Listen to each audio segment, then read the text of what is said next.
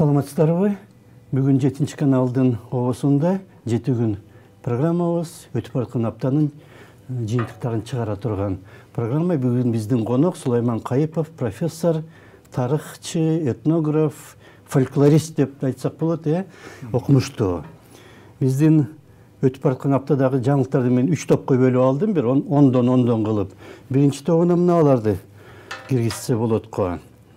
26 март күні кечинде Райым, Тилек, Руслан жана Ислам Матраимовтар Бакы шаарынан Бишкекке алып келинди. Эртеси Райым Матраимов соттун чечими менен 1 айга камакка алынды. Калган 3 бир тууган Ошко жөнөтүлүптүр.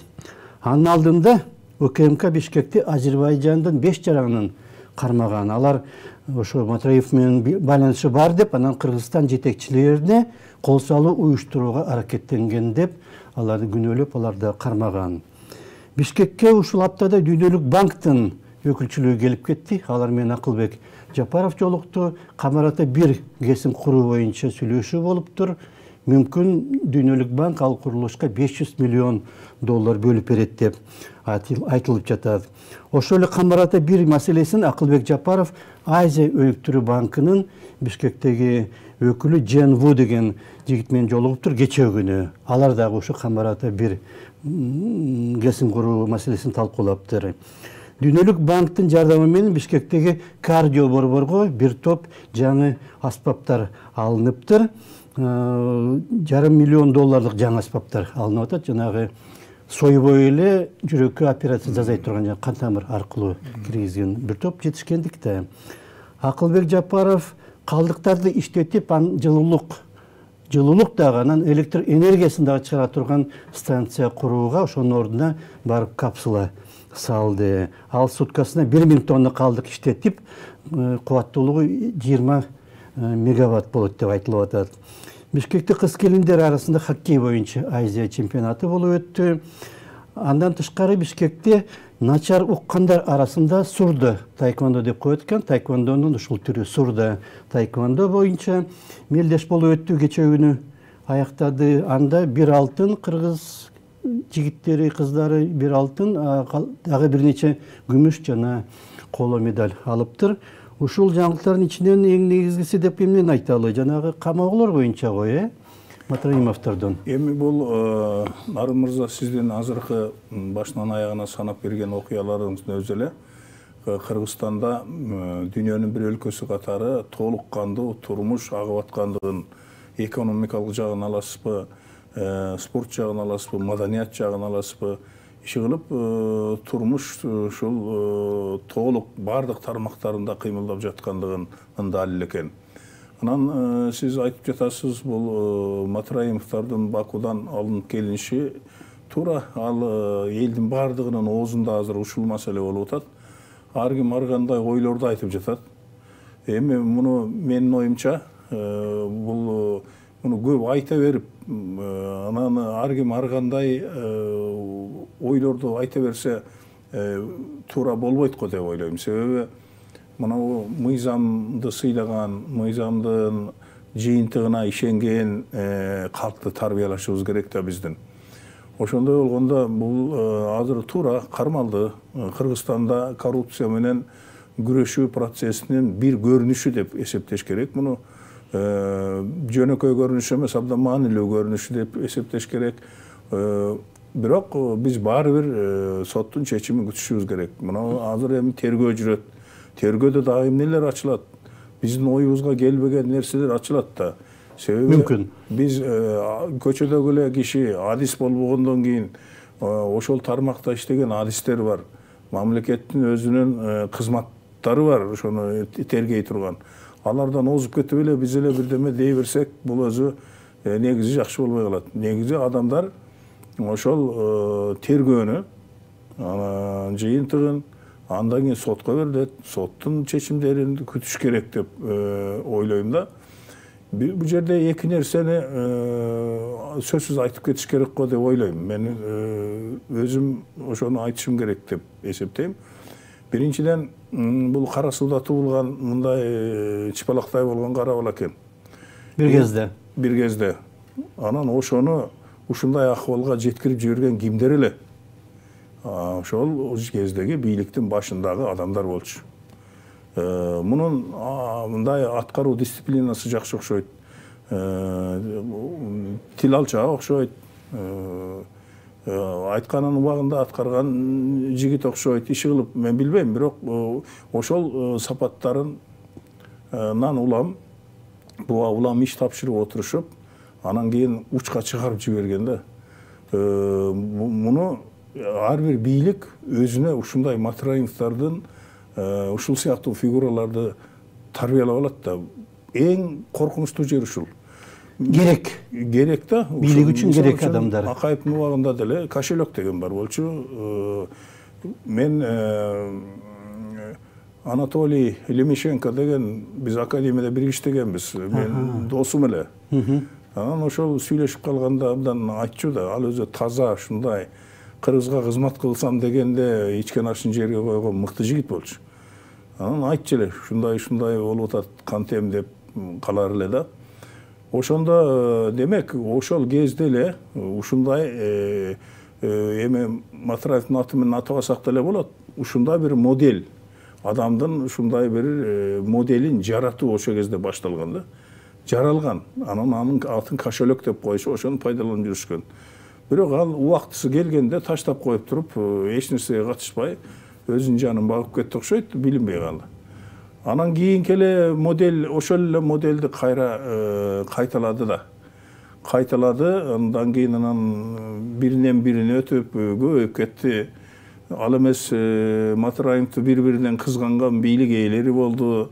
Аны көрүп эле турбадыкпы? Анан иши кылып мындан чыгарган бир жыйынтык, экинчисин айтайын, бул ар бир бийлик ушундай адам моделин жаратып алуу жагын дайыма эсине тутса жакшы болот да. Бирөөнү жок кылганы менен кайра жаңысын жаратып алса, ал андан дагы күчтүүрөөк болот. Кошелекке караганда Матраимов андан дагы таасирдүүлөөк, ал эмес транснациональный деңгээлге чыгып кеткен болуп калып атпайбы? Ошон үчүн бул жерде бийликтин да сабак ала турган жактары өтө көп деп эсептейм да. Эми соттун жыйынтыгын күтүш керек. Рахмат. Мен анда экинчи жаңылыктардын экинчи бөлүгүнө өтсөк, жанагы ушул аптада андан мурда да болгон, андан кийин уланды мына Москвадагы Крокус маданий борборунда 22 март күнү болгон теракт учурунда эки кыргызстандык кыз, Эдита Жусупова менен Майза Гүлжигит кызы каза болгон сыяктуу. Тизмеде бар экен, өлгөндөрдүн тизмесине, бирок жанагы экспертизалар, ДНК анализдер бүт эле ошон үчүн азырынча айтпай туруш керек деп атышат, анткени так 100% боло элек. Ошол теракт учурунда 100дөн ашык адамды куткарып калган, жана ошол атасы да ошол жерде иштеткен Бактиер деген жигит, анын уулу Ислам Халилов 15 жаштагы, өзү жанагы жакын ошол жерге Москванын алдындагы жана Красногорск деген шаарда мектепте окуйт экен. Ошол чыгып 100дөн ашык адамды куткарып атат. Дагы да башка кыргыз балдар, жигиттер иштейт экен ошол эле жерде, жанагы Белек деген, Нурбол деген жигиттер, башка орус балдар дагы иштеп, алар дагы жардамдашыптыр. Жаш жигиттер, карабайсыңарбы, коркпой ошол жерден жардам берип куткарып калган. Анан бул ким, Ислам деген жигит айтып атпайбы, кийин корктум деп, эртеси эмне болуп кетет эле дегендей болуп. Кечээ күнү Исламга Россиянын муфтийи Равиль Гайнуддин медаль берди. Ислам чөйрөсүндөгү медальды. Мына как раз ошону көрсөтүп атат го биздин режиссерлору. Менин айтымында былтыр 2023 жылы Кыргызстанда киши башына туура келген дүңөндүрүм $1970 жетиптир. Бул бир топ жогору, анткени бир нече жыл бою $1000 тегерегинде деп айтып жүрүшкөн. Көп жылдар бою ошол 1000 тегерегинде болуп жүргөн. Минфиндин айтымында коррупцияга каршы күрөштүн натыйжасында акыркы 4 жылда мамлекетке 20 миллиард сомдон ашык кайтарылыптыр. Минфиндин дагы бир айтканына караганда, үстүбүздөгү жылдын январь-февралында бюджетке түшкөн төлөмдөрдүн жалпы көлөмү 19%га көтөрүлүптүр. Бул абдан жогору көрсөткүчтө. Бу дагы жакшы нерсе. Быйыл Кыргызстан 3,5 миллиард киловатт саат энергия сырттан сатып алат деп айтылып атат. Кээ бирлер сындап атышат, бирок былтыр ошончо эле алыныптыр. Анча-мынча азыраак 3 миллиард 400 миллион киловатт саат былтыр алынган экен. Орусиянын Сочи шаарында өткөн Атом Экспо форумуна Кыргызстандын энергетика министринин ордун басары Байгазиев барып катышып, Кыргызстан Чакан атом станциясын курмай болду деп билдирди. Бул дагы чоң нерсе го. Анчалык чоң эмес, бирок принципиалдуу нерсе болуп атат да. Анткени талаш тартыш болуп аткан, курсакпы, курбасакпы деп. Кыргызстанда футбол спортун өнүктүрүү боюнча президенттин атайын жобосу чыкты. Президент көңүл буруп футболду өнүктүрөлү деп атат. Футбол боюнча өткөн аптада мына Кыргызстанда Кыргызстандын курама командасы Бишкекте Тайвандын курама командасы менен беттешип 5-1 эсебинде утту. Бирок ага чейин Тайвандын өзүнө барып ошол Тайвандын командасын 2-0 менен утуп келген. Демек, бир топ эле футболдо өнүгүп бараткан экен. Ушулардын ичинен жанагы Москвадагы эме го, Ислам Халиловдун эмесине токтолсок болот го. Албетте, жанагы экономикалык жактан болуп жаткан иштер дагы өтө маанилүү. Биздин экономикабыздын улам көтөрүлүп бара жаткандыгы, бийликтин башындагы, ортосундагы кишилерибиздин активдүү иштеп жаткандыгы, жаңы тилкелердин ачылып жаткандыгы, канчалык кооптуу болсо дагы, мындай кулакка көп жакшы болбосо дагы атомдук станциянын курулушу деген кеп чын эле ошондой болобу же аны кандай болот, аны биле элекпиз да. Азыр көп эле аны биринчи эле айтылды, дагы кандай болот, ооба. Кандай болорун билбейбиз, бирок чындап эле ошолордун ичинде мындай эл аралык маанидеги өтө чоң окуя бул Россиядагы ошол Крокустагы теракт болду да. Эми биринчиден бул өтө чоң мындай трагедиялуу окуя болду. Биз ушул орус элине, орус мамлекетинин жарандарынын бардыгына көңүл айтууга мажбурбуз. Көңүл айтышыбыз керек ар бирибиз. Анан кийин ал жерде биздин сыймыктана турган биздин жигиттер дайыма ушу тарыхта ушу кыйын кездерде, катаал кездерде, өрт жанып аткан кездерде боюн таштап жиберип, ушу куткарып калган убактар болот да. Мисалы үчүн канча кыргыз бала метрого түшүп кеткен баланы көтөрүп чыга калып, метрода жыгылып калган өзүнүн жанын карабай ошону алып чыгып, вагон келетат үстүнө, ошого карабай алып чыккан баатыр балдар мурда эле болгон да. Эми мына жерде дагы мен маалыматтардан карасам, бул биздин 15 жаштагы Ислам деген жигитибиз ошо балалык кылып, коркуп, ыйлап отуруп албай, бекинип албай, качып кетпей, адамдарды куткарыш керек экен деп ошолорго жол көрсөтүп, өзү чыгып кетпей ошолорду чыгарганы кандай керемет да. Бул өзү ушул биздин балдарыбыздан мындай кандай десем, адамдарга жакшылык кылыш керек да. Адамдын биринчи миссиясы ошол. Ошо адамдарга жакшылык кылып, ошонун жанын куткарып калуу деген ичиндеги инстинкт ойгонуп кетип, ата бабасынан бери ата бабасы жасап келе жаткан тажрыйба ойгонуп кетип туруп, ошол жерден өзүнүн жанын аябай ошолорду куткарып калууга киришкенин өзү бул абдан чоң алкышка татый турган. Тарбияны да көрсөтүп атат да, кандай тарбияланганын. Албетте. Анан кийин ал жерде кыргыз балдар бар экен дагы. Мен маалыматтардан окудум. Ал жерде ошол жердеги фотографтардын башчысы кыргыз жигит экен көрдүк. Дагы 100дөн ашык кишини өзү качып кетиптир. Бирок жүрөгү чыдабай кайры барып туруп, баягы өрт болуп аткан, өрт күйүп аткан, ичине кирип туруп 100дөгөн кишини ал куткарып калыптыр.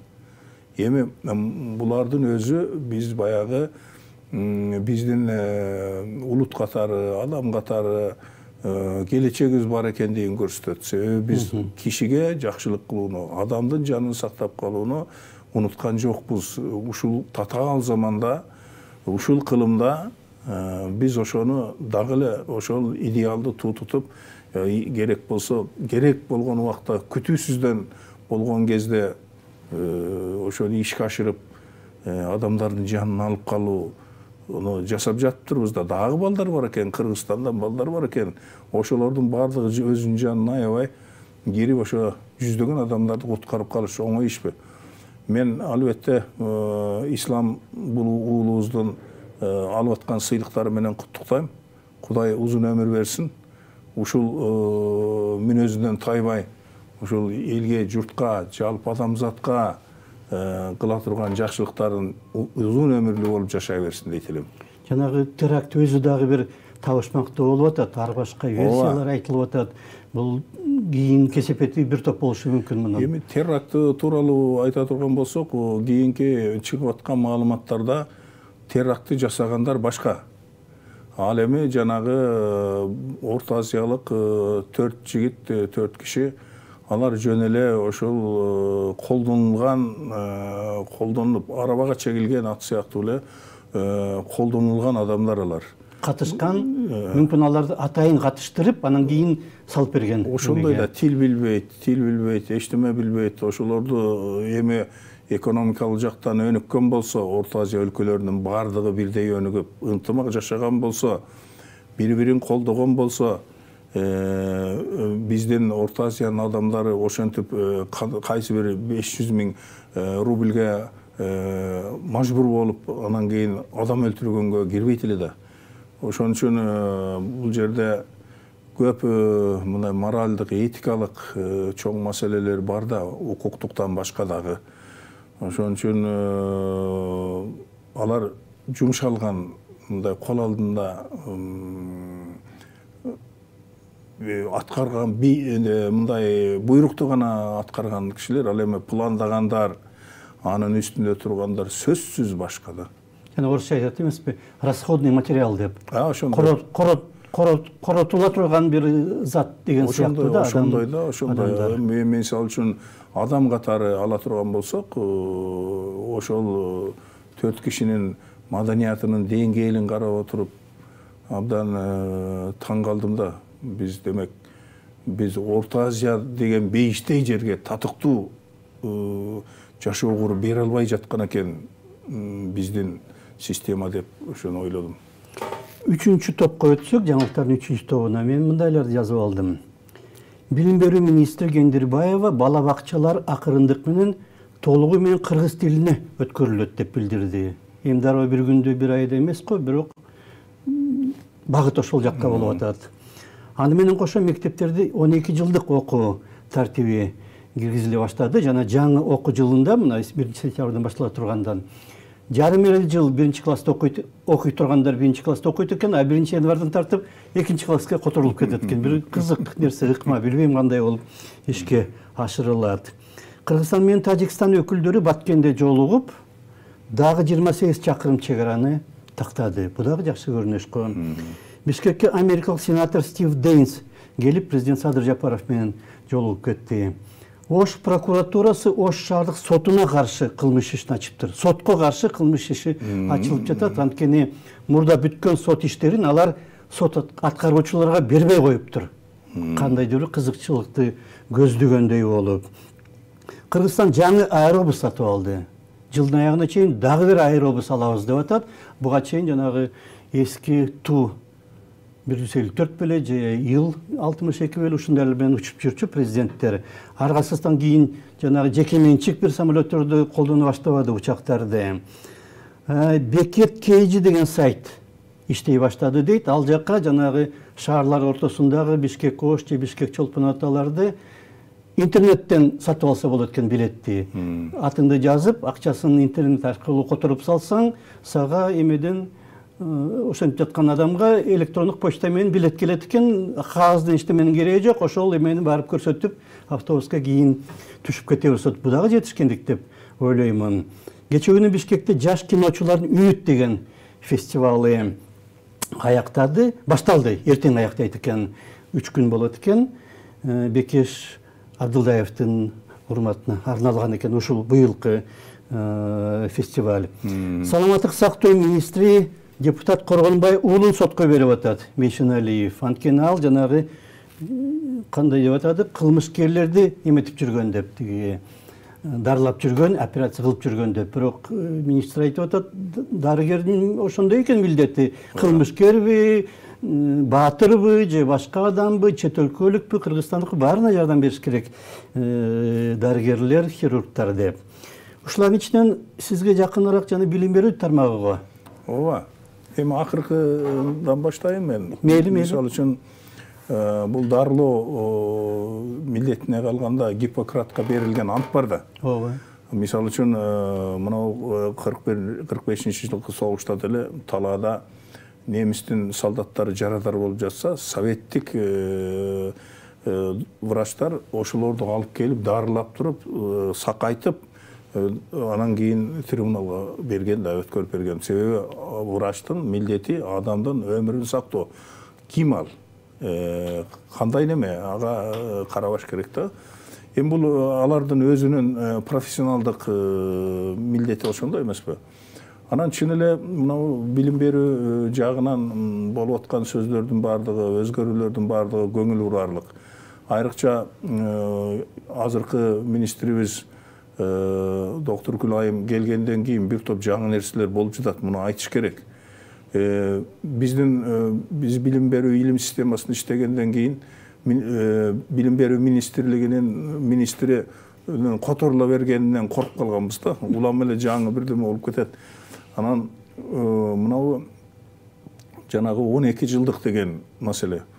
Эми 12 жылдык стандарт деп атайын, мен бул себептери болсо керек, тырышып эле 12 жылдык деп атайбыз дегендин бир себептери сөзсүз бар.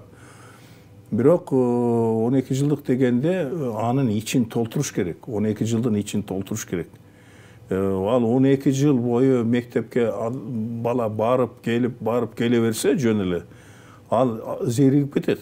Биз өзүбүздүн тажрыйбабыздан билебиз, 10 жыл деле биз үчүн абдан көп болгон убагындачы. Бул окуу качан бүтөт деп жүрчүбүз. Себеби балдар ошол ишке жарап калгандан кийин, бир ой пикири пайда болуп калгандан кийин, мындай кара күчкө да ээ болуп калгандан кийин ошолорго ылайыктуу бир кесиптерге ээ кылуу жагын ойлош керек да. Мектепте мисалы үчүн айталы кыздарга кийим бычканды, тамак жасаганды, же кандайдыр башка жумуштарды үйрөтсө, эркектерге деле үйрөтсө, булар да эркектерге да керек. Мен бир мисал, мен 10 класс бүткөм. Ал кезде 11 жок болчу, 12 жок болчу, бирок биздин мектепте, Бишкекте окуган мен, эме бар болчу да, жанагы эмнеп коет, токарный эмеле жана станоктор бар эле, машина бар эле айдай турган. Мен болсо эмени тандап алган, жанагы жыгач усталыкты тандап алып, разряд алган. 10 класстан кийин ошол удостоверение менен барып, любой жерге жыгач уста болуп иштей алат болчумун. 10 жылдын ичинде 12-ден кереги жок эле. Маселе ошондо да, маселе биз балдарды рынокко тарбиялашыбыз керек. Эгерде биз 12 жыл зериктирип балдарды кармап жүрө берсек, эч кесипке ээ болбосо, 12-ни бүткөндөн кийин алар барып бир жерге орношо калып туруп өзүнүн жанын багып кете турган даярдыгы болбосо, 12 жылдын кереги жок да, анын ичин толтуруш керек деген маселем ошондон. Андан кийин мына 12 жыл ошентип жүрсө, андан кийин 4 жыл бакалавр окуса, бакалавр дагы квалификация бербейт. Бакалавр деген жөн эле академический айтылган кеп ал. Ал бир багыт боюнча гана жогорку билим берет. Илгерки жогорку билимдүү адис десе эмес беле. Жогорку билимдүү деген аныктоочу. Адис дегени аныкталгыч, адис деген негизги. Жогорку билимдүү адис.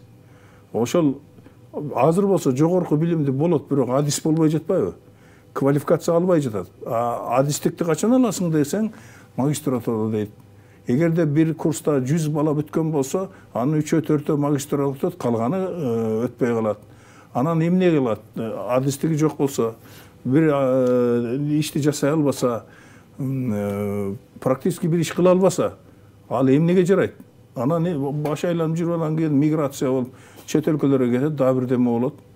Ошентип кетет атпайбы? Ошон үчүн биз балдарыбызга ушу кичинекейинен баштап адистикти үйрөнүүгө, Шабдан убагында айткан экен. Шабдан, биз Шабдандын доорунан, Шабдандын акыл-эсинен да артта калып баратабыз да. Шабдан айткан экен, өнөр билим деген бар деп. Өнөр дейт. Өнөр кесип деген бар. Балдарым, өнөр кесип үйрөнгүлө дейт. Ал эмне десе, ал өтүк ултарган дейт. Бал челек кармаган дейт. Деп анан да ошо устачылыкты айтат. Мына ушулардын баардыгы өнөр кесип дейт. Адам ушуну билиш керек деп. Ошол убакта шабдан билген. Азыр болсо биз мектепте жана кол эмгек деген сонун сабактар бар болчу. Мына өзүңүз айткандай. Ошолордон куру калтырабыз. Анан университеттин 4 жылында дагы кесип бербейбиз да. Бизге кесиптүү жаштарды тарбиялашыбыз керек. Кесип жана кесип. Себеби мына профтех училищелерди тиги бу дегендер бар эмес беле? Керемет болчу да. Ошону дагы министерство кошуп жиберген экен. Ал кесиптик окуу жайлар керек ал. Ал министерство болобу, башка жакта болобу, алар өзүнчө бир тилке керек, сөзсүз керек. Анан ушулардын баардыгы кийинки кездерде оңолот деген ой менен жашап келатабыз.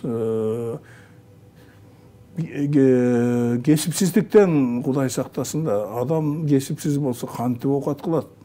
Рыноктун кайсы жерине барып, кыпчылала турган эч жери жок эле, жөн эле эндей болуп калып. Эми тиги батышта жана Европада 12 жыл болуп атпайбы? Азияда деле бир топ ошолор менен алмашып калса, бияктагы мектеп окуучулар тияка барып калса, алар бияка келип калса, программалар бирдей болсун деп атат го. Биздики ушу барып калса, келип калса менен алекта өмүр боючу. Барып калбай эле койсун. Мына өзүбүздүн өлкөбүз бар, бейиштей болгон. Ушу жерде толуп турган, жасай турган иштер бар. Биз чет мамлекеттерге, Батышка, Америкага, Европага адис даяр, өзүбүздүн балдарыбыздан адис жасап берүү милдетин алган сыяктуу эле биздин балдар үчүн Европага иштей алабы деп Европа үчүн даярдайбыз. Балдарыбыздын башында азыр кандай болсо дагы мен ушу кетип калсам деген ой менен жашап калды. Биз балдардын мындай идеалдарын дагы бир топ бузуп койдук да. Убактыбыз 2 мүнөт калыптыр. Жанагы бала бакчаларды кыргыз тилине өткөрөбүз деген кандай деп ойлойсуз? Бала бакчаларын кыргыз тилине качан өткөзүш керек болчу? Себеби ошол бала кезден ойносо, бирок ага даярдык керек. Кыргызча мультфильмдер керек, кыргызча оюнчуктар керек. Кыргыздын элдик оюндарын иштеп чыгып туруп, ошолор ойной турган иш керек. Чөйрө болушу. Ошондой ошол маданий чөйрөдөн келип анан кийин тил жугат. Болбосо алманы яблоко дейт, же яблокону алма дейт деген менен тилди үйрөнө албайт. Себеби кыргызча ой жүгүртүш керек. Кыргызча ой жүгүртө турган акыбалга алып келиш керек. Ал үчүн сөзсүз түрдө биринчи элдик оюндар, анан кийин мына жаңы технологиянын берген мүмкүнчүлүктөрүн да толук пайдаланыш керек. Жанагы телефонду тим эле кичинекей балдар эми тартып атпайбы, видео тартып атышпайбы? Кичинекей мектепте окуй элек балдар. Ооба, азыр кыйын да.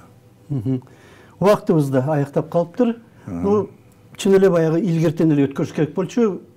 Жашы өтүп кеткендер, жетилип калгандар мойну жары бербейт, баягы кыргызчаны үйрөнгүсү келет. Бирок жаштардан баштаса, чын эле балким Кыргызстанда жашагандар кыргыз тилин сөзсүз билиш керек деген идея болуп атат го. Бул менин оюмча жакшы. Ооба, дагы бир маселе, ошол кыргыз тилин кыргыздар өздөрү сүйлөш керек. Өздөрү үйрөнүш керек. Биринчи ушул. Кыргыздар өздөрү кыргыз тилин сүйлөбөй жана үйрөнбөй жатпайбы? Сүйлөш керек. Же кошуп сүйлөйт. Андай болбосо болбойт да. Тилди сактап калуунун бир эле жолу бар. Аны колдонуш керек. Убактыбыз аяктап калды. Рахмат сизге. Биздин 7 каналда жыйынтоочу, жуманын жыйынтоочу программасы 7 күн болду. Бизде конокто профессор Сулайман Кайыпов болду. Рахмат сизге. Сизге да рахмат. Саламат болуңуздар.